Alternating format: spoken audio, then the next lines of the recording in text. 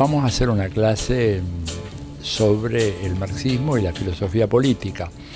De manera que voy a concentrarme no en todos los aspectos que hacen a la teoría marxista, sino solo en los que tienen más que ver con la filosofía política y la teoría política. Y esto me parece importante de subrayar, porque algunos de ustedes pueden tener la expectativa de que yo vaya realmente a hablar sobre el marxismo en general, cosa que no podré hacer. Lo que sí voy a hacer es hablar sobre el marxismo y la filosofía política. Es un tema que muchas veces ha sido negado, en el sentido de que se ha pensado de que el marxismo fundamentalmente como una teoría económica, y algunos tratan de fundamentar esta posición diciendo, bueno, el gran texto de Marx ha sido El Capital, sin ninguna duda es el texto teórico más importante, pero las contribuciones de Marx exceden con creces a la teoría económica, sin dejar de reconocer su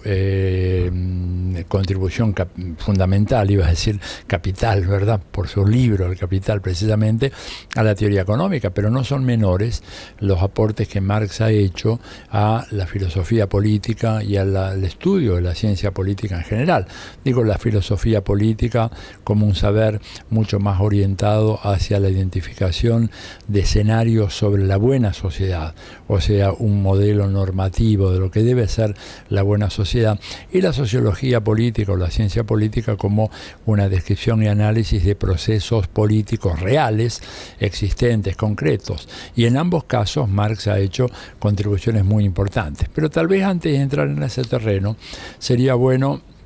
hablar sobre el retorno del marxismo, lo que hoy podríamos llamar como el retorno del marxismo. Esto para algunos jóvenes que escuchan esta clase o que miran esta clase puede parecerles sorprendente, ¿no es cierto? Pero hay que tener en cuenta que desde finales de los años 80 se había producido poco menos que el destierro del marxismo en el mundo de las ciencias sociales, un destierro muy pronunciado, ¿no es cierto?, que fue acompañado por varios certificados de función en donde se decía que el marxismo prácticamente ya era cosa del pasado, que el marxismo había caído junto con el derrumbe de la Unión Soviética y que por lo tanto nada se podía esperar de esa teoría, lo cual fue un gigantesco error, pero no fue un error producto de la ignorancia, sino producto de una política concreta seguido por la derecha mundial, por las clases dominantes del imperio, que se esmeran en tratar de quitarles méritos al marxismo, porque saben de que el marxismo es un instrumento insustituible para el análisis de la sociedad capitalista, y por lo tanto todo lo que desaliente el estudio del marxismo para ellos siempre constituye un atractivo muy muy fuerte. Pero como os decía recién, el marxismo ese que estuvo prácticamente durante 20 años sepultado bajo una hojarasca de bibliografías que anunciaban el fin de las ideologías, el fin de la lucha de clases, la crisis del marxismo anunciada por enésima vez. Hay que decir que esto no es nuevo, que ya desde la época de la Primera Guerra Mundial se hablaba de la crisis del marxismo y se volvió a hablar en los años 30 y se habló justamente a principios de la década de los 50 y bueno, nuevamente en los años 80 del siglo pasado, sobre todo en los 90, ya se llegó a la idea de que el marxismo había desaparecido. Sin embargo, retornó, renació como un ave fénix, ¿verdad? ¿Y por qué? Yo creo que hay dos elementos fundamentales. Primero, porque el capitalismo siguió siendo el capitalismo. Y en la medida en que el capitalismo siga siendo el capitalismo, cualquiera que sean los apelativos o los adjetivos calificativos que se le pongan a este elemento sustancial que es el capitalismo, los problemas clásicos del capitalismo siguen presentes. La explotación, la opresión, la depredación de la naturaleza, ¿verdad?, la insolidaridad social, la tendencia, digamos, hacia la erosión de los gobiernos democráticos y su reemplazo por gobiernos despóticos, no solamente en el mundo del capitalismo atrasado, sino inclusive un autor tan importante como Sheldon Walling, por ejemplo, habla de la involución autoritaria en Estados Unidos y habla de la aparición de una especie de totalitarismo invertido. Son las palabras de Walling, ¿no es cierto?, profesor en Princeton durante tantos años, años, y él habla justamente de esa crisis de la democracia capitalista en los Estados Unidos, lo cual explica entonces de que al cabo de 20 años de eclipse el marxismo reaparece, como reaparece un planeta o un astro que fue eclipsado por otro, y de repente apareció y con mucha fuerza. Esta es el primer elemento, entonces, es la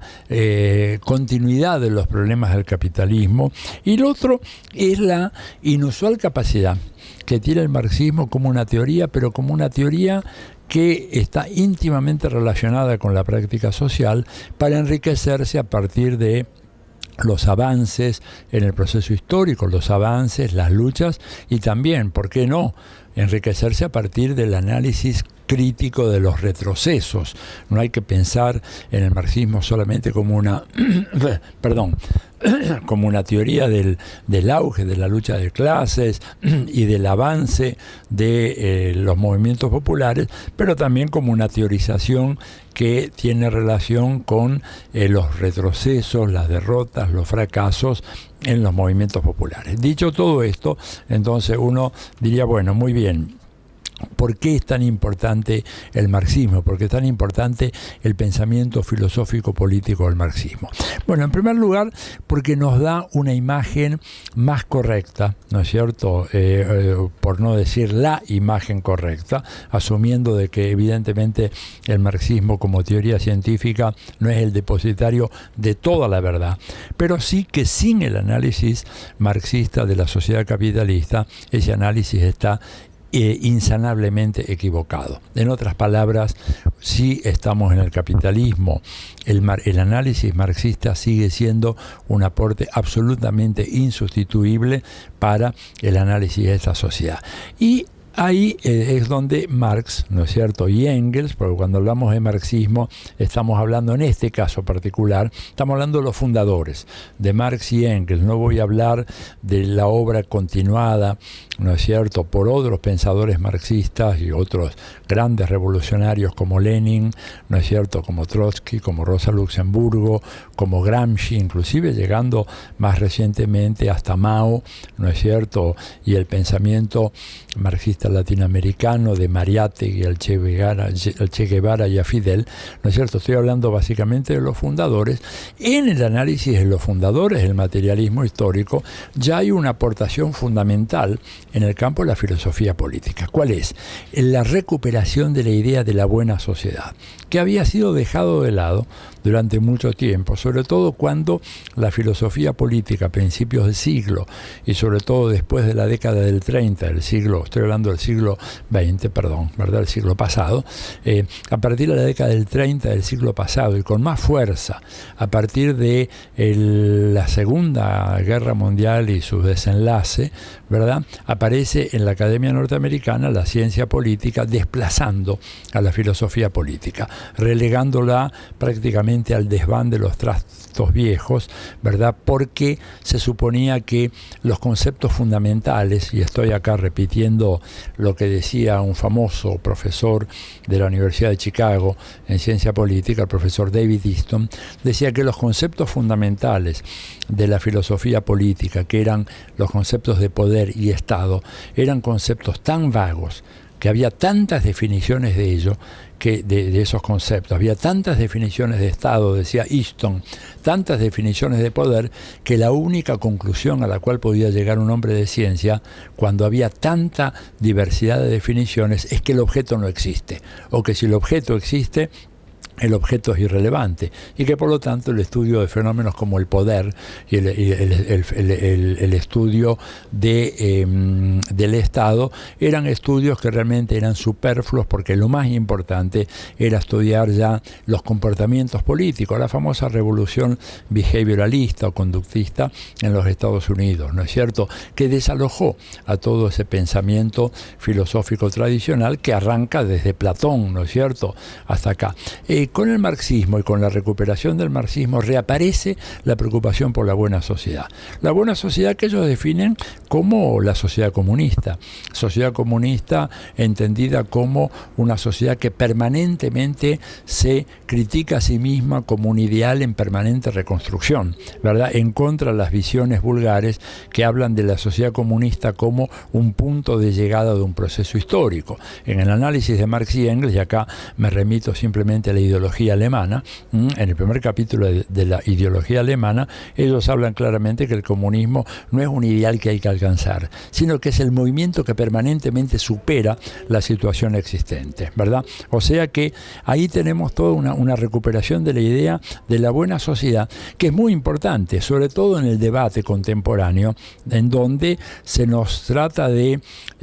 contrabandear nociones de buena sociedad sin mencionarlos, que son opciones valorativas, y se nos presentan algunos argumentos como si fueran meros argumentos técnicos, sobre tecnocráticos de carácter económico. Por ejemplo, aquel que dice que una buena sociedad es la que tiene un alto nivel de ingreso per cápita, lo cual es un absurdo gigantesco, ¿no es cierto? O que una buena sociedad es una sociedad en la cual hay un alto desarrollo de las fuerzas productivas. Puede ser que haya buenas sociedades que tengan altos niveles de ingreso per cápita, puede ser que haya buenas sociedades que tengan un alto nivel de desarrollo, pero no es necesariamente así. Podemos tener sociedades en donde se constituyen mejor, que son buenas sociedades en un sentido valorativo, que son solidarias, ¿no es cierto?, que son cooperativas, que están ajenas al consumismo desenfrenado de la sociedad burguesa, y que de repente sean sociedades de nivel de desarrollo medio o nivel de desarrollo intermedio, y cuyo ingreso per cápita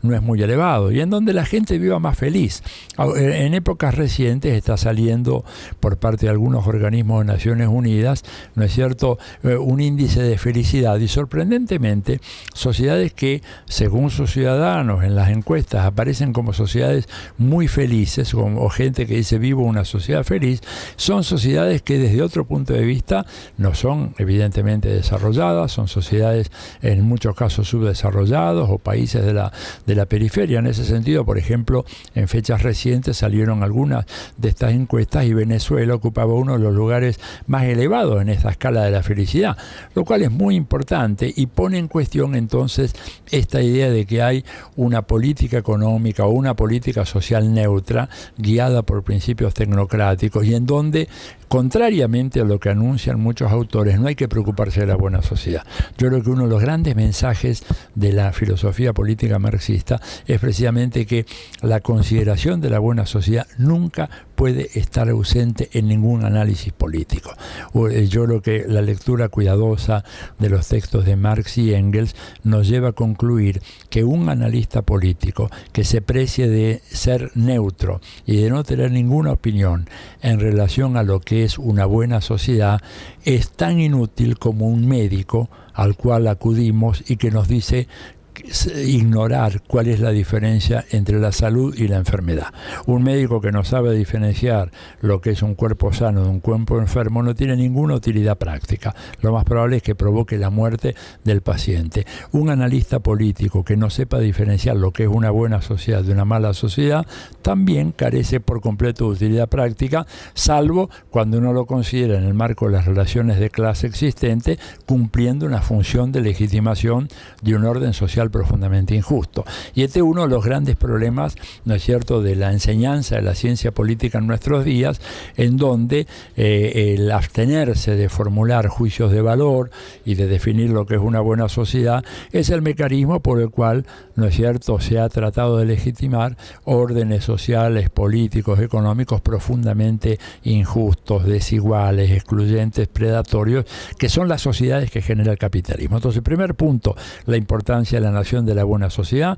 La buena sociedad es la sociedad comunista. La sociedad comunista no es una etapa, sino que es una sociedad en permanente autocrítica y permanente, por eso mismo, superación. Y en segundo lugar, un elemento muy importante es la teoría política que plantea, digamos, la extinción del Estado y el carácter de clase del Estado. En el análisis marxista, el Estado siempre es un Estado que representa la dominación de una clase. Mientras haya clases sociales, va a haber Estado. Inclusive, en el periodo de la transición, ¿no es cierto?, postcapitalista, una transición siempre muy difícil, porque en un mundo dominado por el capitalismo, los procesos revolucionarios, los procesos de transición,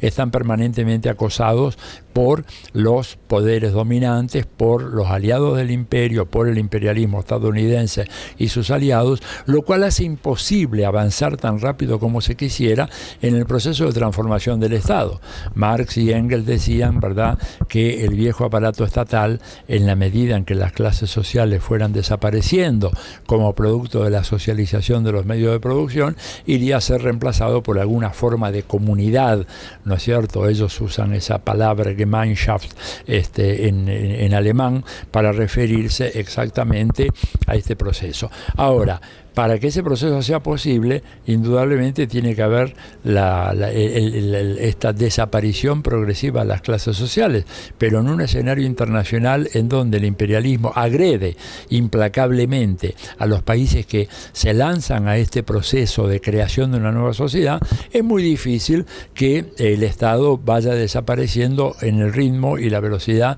con que habían anticipado Marx y Engels, para los cuales la revolución era un fenómeno de alcance universal. Sin embargo, estas revoluciones comenzaron, ¿no es cierto?, por los países, y no por los países más desarrollados, sino por los países menos desarrollados. Y entonces tenemos, por ejemplo, el caso de Cuba. Cuba, que es un país que lleva 55 años al momento en que seguramente se emita esta clase, 55 años resistiendo un bloqueo que exige una derivación enorme de recursos financieros, presupuestarios de Cuba hacia el fortalecimiento de su aparato militar, porque seamos claros, si Cuba no tuviera un sistema de defensa altamente desarrollado, Estados Unidos la habría invadido como hizo con muchos otros países. Lo que pasa es que el costo de ocupar Cuba, según algunas estimaciones de la CIA, digo ocupar, no destruir desde el aire se puede hacer muy fácilmente en una semana, ¿verdad? La capacidad de destrucción de las Fuerzas Armadas de Estados Unidos es enorme, pero luego hay que ocupar la isla. Bueno, el costo, según estudios y proyecciones de la propia CIA, hablan de que son por lo menos 30.000 bajas de los marines o de las fuerzas de ocupación norteamericanas, producto de que Cuba es una sociedad que desarrolló un sistema de defensa altamente sofisticado, teniendo en cuenta la amenaza permanente de Estados Unidos. Y en ese contexto, por lo tanto, el tema de la extinción progresiva del Estado se pone en duda, porque resulta que hay que fortalecer el Estado y el aparato militar, y porque el bloqueo económico exige mayor capacidad de intervención del Estado en todos los órdenes. Entonces, el marxismo ahí nos permite explicar por qué, en el marco de una lucha internacional de clases, este proceso de transición al socialismo se hace tan largo, se hace tan lento, se hace tan complicado como lo que estamos viendo, y nos permite entender también, porque procesos de transformación como los que están teniendo lugar en Venezuela, Bolivia, Ecuador, países que están orientados, ¿no es cierto?, hacia la construcción de un socialismo de nuevo tipo, llamémosle socialismo bolivariano o socialismo del siglo XXI, tropiezan con enormes dificultades: el sabotaje externo, la complicidad de los actores locales, el cerco mediático del que hablaba el presidente Hugo Chávez y tantas cosas más. Digo, el marxismo, desde el punto de vista de la teoría política y de la teoría del Estado, nos da algunos elementos para entender esto, y además para subrayar la importancia absolutamente central que tiene el Estado en los procesos de transición. Digo esto en contra de algunas versiones que han tenido un éxito muy grande muchas veces, en donde se nos exhortaba a renunciar a la conquista del poder estatal. Y yo creo que ese es, según los grandes autores del pensamiento marxista, desde Marx y Engels para acá, hasta llegar al Che Guevara, es el problema número uno de toda revolución. Aquel que se abstenga de hablar del Estado, o aquel que diga que no hay que conquistar el poder del Estado, al mismo tiempo tiene que callar a la hora de hablar de la revolución. O sea, una revolución es impensable si es que no se produce al mismo tiempo este control del Estado, que es el que permite coagular una nueva correlación de fuerzas que favorezca la emergencia de los sectores populares, la consolidación de los sectores populares y la progresiva desaparición de las relaciones de explotación, que es lo que caracteriza al capitalismo. Por lo tanto, centralidad. El marxismo coloca la centralidad del Estado como un tema absolutamente insoslayable, y al mismo tiempo hace ver a otras teorías, inclusive teorías que tienen planteamientos teóricamente de izquierda, el caso de las teorías del imperio desarrolladas por Michael Hart y Antonio Negri, ¿no es cierto?, como teorías que están completamente desfasadas en relación al mundo real. Si algo ha demostrado el capitalismo contemporáneo es que se estatizó más que nunca antes en su historia. El capitalismo hoy, tanto en el mundo desarrollado, tanto en gobiernos que se ufanan de su talante neoliberal y de su prédica promercado, ha desarrollado formidables aparatos estatales. ¿Por qué? Porque cada vez es más necesaria la reproducción del capitalismo, para la reproducción del capitalismo tener un Estado fuerte, debido a que con la profundización de los clivajes sociales, con la intensificación de los mecanismos de explotación, las amenazas de sectores populares que pueden insurgir y que pueden ser capaces de poner en cuestión la dominación de la burguesía, hace que ésta descanse cada vez más en el Estado. De manera que ahí hay otra beta importantísima que el pensamiento teórico político del marxismo nos aporta. Y otra que a mí me parece muy importante y que tiene que ver, digamos, con también el tema de la democracia y el Estado democrático, es el análisis que surge de toda la tradición marxista clásica, que habla de la imposibilidad del desarrollo de la democracia en el marco del capitalismo. O, si ustedes quieren, para ponerlo en términos un poco más flexibles, no hablemos de imposibilidad, pero por lo menos hablemos de rígidas condicionalidades que el capitalismo impone al ejercicio de la democracia. ¿Por qué? Bueno, porque la democracia se basa en el principio de la igualdad. La democracia es un orden ascendente que desde la base hasta la cúpula va haciendo transmitir los intereses, las aspiraciones, las necesidades, ¿no es cierto?, de los sectores dominados. Y la democracia tiene como único suelo en el cual puede prosperar a la igualdad. Por eso es que inclusive autores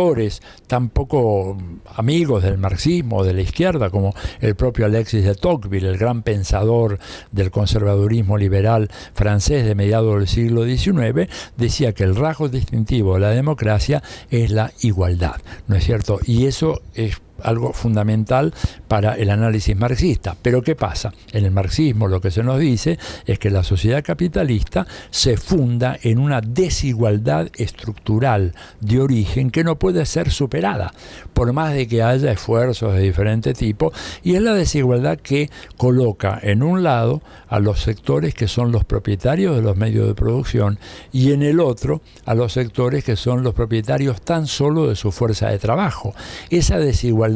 es una desigualdad de origen, es una desigualdad insanable, es una desigualdad incorregible, y hace que, por lo tanto, la democracia, por más que trate de perfeccionarse en el terreno de las instituciones políticas, tropiece con una realidad socioeconómica que establece límites precisos a la vida democrática. Y eso lo vemos, por ejemplo, en épocas recientes, como a la hora de que las democracias tengan que tomar decisiones acerca de ajustes presupuestarios, recortes u cuestiones relativas al reordenamiento de la vida económica, invariablemente esas políticas tienden a descargar su peso sobre los sectores asalariados. Y como, por ejemplo, vemos también reiteradas ocasiones cuando la opinión pública, por ejemplo, se manifiesta en contra de la guerra. Uno de los casos más flagrantes fue el caso de la guerra de Irak, en donde en el año 2003 Estados Unidos decide invadir a Irak y solicita la colaboración del gobierno de España, en ese momento presidido por el Partido Popular con José María Aznar. Bueno, las encuestas de opinión pública española decían que más del 93%, casi el 94% de la opinión pública española estaba contraria al ingreso de España a la guerra de Irak. Y sin embargo el gobierno de Aznar, gobierno que Estados Unidos nunca dudó de sus credenciales democráticas, decidió ir a la guerra, lo cual habla de que la democracia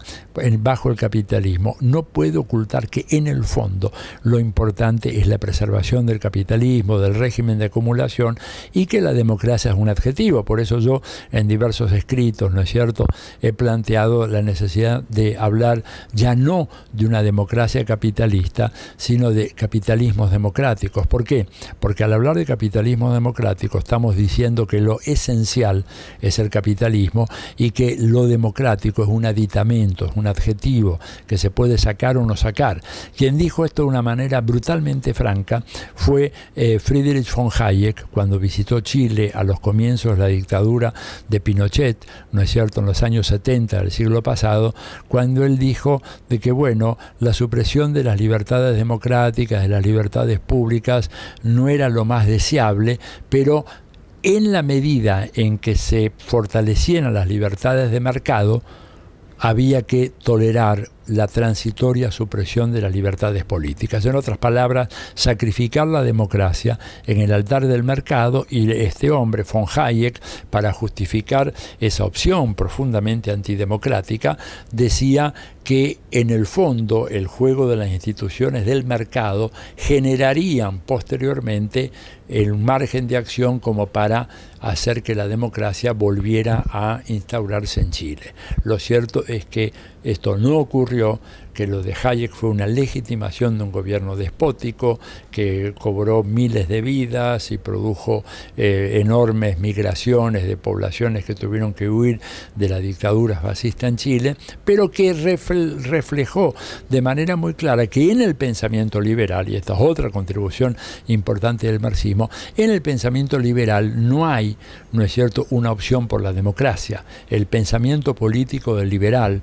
inclusive viniendo a las expresiones más avanzadas de la época actual, para no hablar del siglo XIX, es un pensamiento para el cual la democracia es una conveniencia, pero no es una necesidad. Y cuando lo plantean como una necesidad, es una democracia totalmente acotada, una democracia, por ejemplo, que no pone en cuestión la distribución de la riqueza en nuestras sociedades. Democracia sería un método por el cual la sociedad actual permanece inalterable y simplemente se cambian aquellos que van a regir los destinos de esa sociedad. Y esto me parece a mí que es un punto de vista que revela claramente el interés de clase del pensamiento liberal, que está asociado con el auge, la expansión, el surgimiento y la consolidación de la burguesía como clase dominante. No hay un solo autor del pensamiento liberal que haya hecho una apuesta decidida a favor de la democracia. La admitieron como un mal inevitable, producto de ¿qué? De las contradicciones del capitalismo, producto de la Primera Guerra Mundial, que les obligó a abrir el sufragio, producto de la Segunda Guerra Mundial, producto de la presencia de la Unión Soviética en aquellos años de la posguerra, en donde se concedieron derechos políticos, laborales y sociales a grandes masas de las poblaciones europeas, y se abrió un espacio para el auge de los populismos en América Latina, para prevenir lo que algunos autores en Estados Unidos llamaban el contagio soviético, ¿no es cierto?, de que el modelo de la Revolución Rusa calara profundamente en los países europeos después de la Segunda Guerra Mundial. Pero cuando la Unión Soviética implosionó, lo primero que hicieron las sociedades burguesas fue cancelar los grandes avances que se habían producido después de la posguerra en el marco del Estado keynesiano. En épocas recientes hemos visto que el propio rey de los Países Bajos de Holanda, el príncipe o el rey Guillermo, no recuerdo cuál es su rango ahora, anunció que se había acabado el estado de bienestar. O sea que los derechos que habían conquistado los trabajadores eran conculcados. Se mantenía el capitalismo, pero se recortaba la democracia. Esto está muy claramente planteado en los textos del marxismo. Y quisiera redondear con una consideración metodológica que me parece muy importante. Uno de los elementos decisivos, creo que, del aporte del marxismo al estudio de la realidad social y política,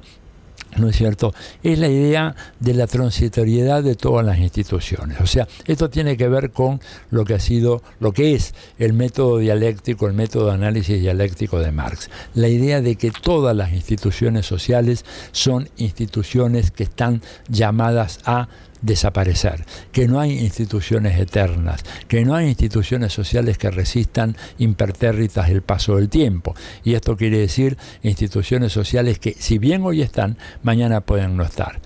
Con toda seguridad mañana no van a estar. Y que si la propiedad privada de los medios de producción hoy nos parece algo absolutamente natural, absolutamente normal, ¿no es cierto?, la historia se va a encargar de que esas instituciones, la propiedad privada de los medios de producción, que hoy nos parezca normal, que nos parece normal, dentro de unas generaciones, difícil establecer cuántas, nos va a parecer absolutamente aberrante como forma de organización económica social. En otras palabras, el marxismo tiene esa capacidad, ¿no es cierto?, de cuestionar profundamente lo existente, porque consagra con su teoría la permanente provisoriedad de lo existente. Hay una paradoja solo aparente, la permanente provisoriedad. ¿Qué quiere decir con esto? Que todo lo que hay está llamado a desaparecer, que lo que existe está llamado a desaparecer, que está llamado a ser superado por la dialéctica histórica. Por eso ellos, muy claramente, cuando hablan de la sociedad comunista, no plantean el tema del fin de la historia al estilo del pensamiento burgués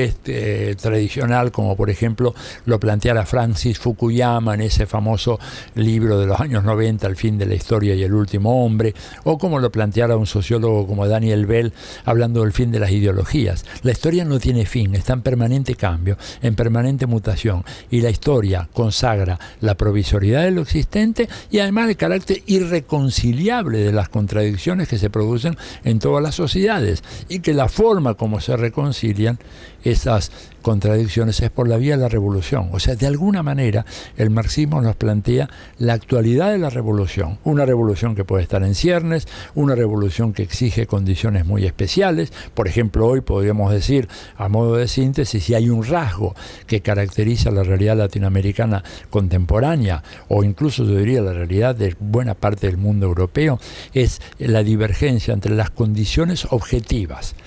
que favorecen el surgimiento de una revolución, o sea, intensificación de la explotación del trabajo asalariado, precarización laboral, aumento de la pobreza, aumento de la desigualdad social, enorme polarización social, incremento de la concentración de la riqueza a niveles jamás vistos en la historia de la humanidad. El Banco de Ajustes Internacionales de Basilea, para que vean que no estoy citando una fuente de izquierda, acaba de producir un informe hablando de 147 megacorporaciones que controlan aproximadamente la mitad del Producto Bruto Mundial. O sea, eso va mucho más allá de las tesis de la polarización económica que Marx sostenía desde sus primeros escritos. O sea que hay condiciones objetivas como nunca, pero las condiciones subjetivas, ¿no es cierto? O sea, el grado de conciencia de las masas oprimidas, el grado de organización de las masas oprimidas no está en paralelo, ¿no es cierto?, con agudización de las condiciones objetivas. O sea, hay un retraso que tiene que ver con la enorme influencia ideológica que el capitalismo ha logrado establecer a través de eso que la gente de la escuela de Frankfurt muy atinadamente llamaba la industria cultural, y que ha convencido a los sectores más empobrecidos, más explotados, más oprimidos de nuestras sociedades, que el capitalismo es lo único que puede existir, que no hay otra alternativa. Eso lo decía muy bien Margaret Thatcher en la famosa fórmula aquella tina, ¿no? There is no alternative, no hay alternativa. Bueno, pues sí hay alternativa, pero para que esa alternativa emerja hace falta un trabajo ideológico de concientización, que la gente asuma la historicidad del capitalismo, que es posible pensar en un postcapitalismo, que el mundo no está condenado a esto, porque, entre otras cosas, si el capitalismo sigue su marcha sin ser controlado por una reacción popular, el futuro de la humanidad está seriamente en peligro. Esto lo dijo hace más de 20 años Fidel, cuando se hizo la cumbre de la Tierra por primera vez en 1992 en Río de Janeiro, y lo dijo de una manera magistral: la especie humana está en peligro de extinción porque el capitalismo, en su voracidad para obtener ganancias de la naturaleza, está destruyendo las condiciones ecológicas que hicieron posible la aparición de la vida humana en el planeta Tierra. De manera tal que hacer de esta prédica, ¿no es cierto?, hacer la carne en la conciencia de los sectores populares es uno de los imperativos de la hora. Lo que Fidel llama la batalla de ideas, que nos permitirá sincronizar este avance en las condiciones objetivas de la revolución con el progreso de las condiciones subjetivas, sin las cuales la revolución no se va a consumar. La revolución no va a surgir solo como producto de las contradicciones objetivas del sistema, si es que no aparece el sujeto revolucionario revolucionario, un sujeto que es un sujeto plural, que no es solo la clase obrera, que son los jóvenes, los indígenas, los campesinos, las mujeres, las minorías sexuales, todos aquellos que son ofendidos y agredidos por el capitalismo. Y estos sujetos están empezando a aparecer cada vez con más fuerza, no solamente en América Latina, sino en el mismo mundo europeo. Bueno, para todo esto, creo que el marxismo ofrece una contribución extraordinaria y espero que esta breve introducción les pueda servir como estímulo para adentrarse en los grandes textos de los padres fundadores del materialismo histórico. Nada más y muchas gracias.